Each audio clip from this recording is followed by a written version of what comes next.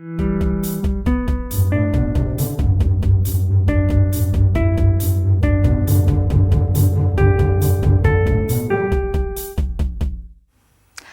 to Equal Value. I'm Daniela Pierre-Bravo.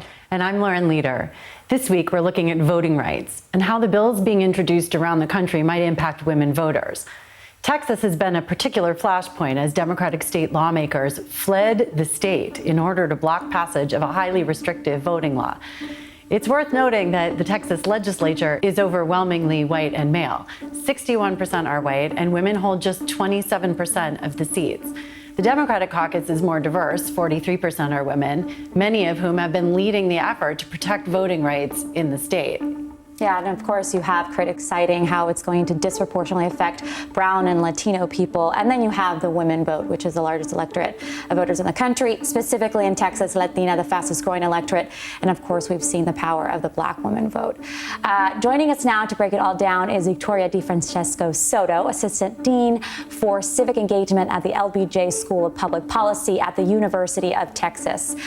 Victoria, thank you so much for joining us today. First, I want to start out talking about this bill. There are at least 61 bills with restrictive provisions moving through 18 state legislatures. Can you start by breaking it down, the most controversial aspects of this Texas voting bill, and how those provisions might affect women voters in the state should it pass?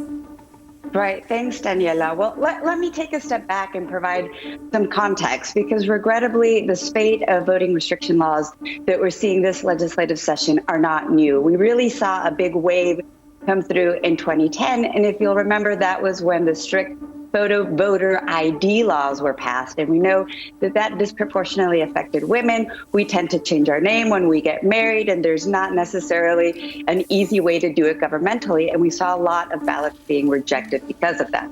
I'm going to fast forward to where we are today and look at what's happening in Texas in particular. And there are two provisions that I see is really hurting women here in Texas.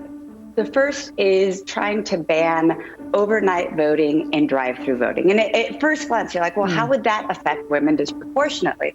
Well, we know that women overwhelmingly make up low-wage workers. We also make up the service industry. So these are the women that are working at your fast food establishments, at hospitals, at these places that don't necessarily have a 9 to 5 hour. So the ability to vote at 10 o'clock at night or 1 in the morning or 5 in the morning, that helps people who are in these low-wage industries and these non-traditional industries, of which women make up that piece. Let's go to drive-through vote. The ease of being able to do that. We know that for our disabled folks, that is very important, but also think about a mom with 3 young children in the car. I mean, as women, we all know what it takes to get the kids out of the car seats. Let's go inside. Right. So it's a death by 1,000 cuts, right? All of these little details, just making it that much logistically harder. And you add them all together and you see that crushing impact on our women, and especially our women of color. So Victoria, women of color, speaking of which, have really been at the forefront of fighting for voting rights, really from the beginning, but especially it feels now women like Stacey Abrams, of course, LaTosha Brown, others. Why are women so central to progress on upholding voting rights? And you've seen this also in the Texas state legislature, so many of the women who are fighting these bills in some really radical and creative ways to try to block them. So why is that so important?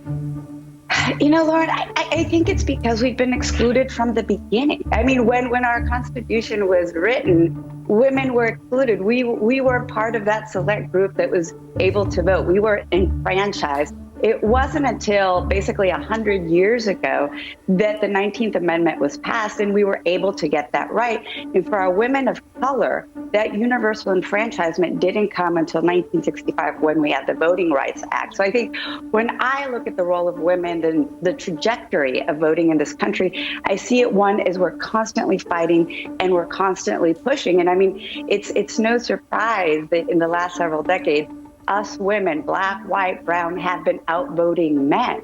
And it's because we know how precious that right is and why we know how important that fight is. Yeah. Victoria, so if the Texas bill should pass, how do we ensure these bills don't deter people from turning out? Can we? I mean, what's the call to action here? So, I mean, just looking at the numbers, Daniela, it looks like they are eventually going to pass. When exactly that is, I'm not sure, whenever the Texas delegation ends up coming back. But the way I see it, and as someone who wears a civic engagement hat, it's about just doing the mobilization work, that subsidy to the cost of voting, which is organizations such as that of Stacey Abrams' Fair Fight that help people understand the logistical barriers to voting and how to get around those. So I think this is going to be really critical in terms of that knowledge piece for helping women understand how they can get their action plan to vote. And ultimately, in the long term, is getting folks to vote so that they can turn the tide in the folks who are making the laws at our state and our local level. Are you hopeful that Congress may actually pass a federal bill that might blunt the impact of these state bills? Obviously, so much in Congress seems to be stalled right now, but what's your take on the likelihood of that? Lauren, I'm an optimist by nature, so I try to hold on to that optimism. But I'm also a realist and someone who looks at public policy very closely. I'm skeptical about HR 1. I'll be real with you on that. However, I do have a little bit of optimism when it comes to the John Lewis Voting Rights Act. We've seen Republicans signal potential support for that. We also know that the John Lewis VRA is not as expansive, is not as big as HR 1, and I think there might be a little bit more room for compromise on that. Thank you so much for being with us. We'll be back soon to give more stories equal value.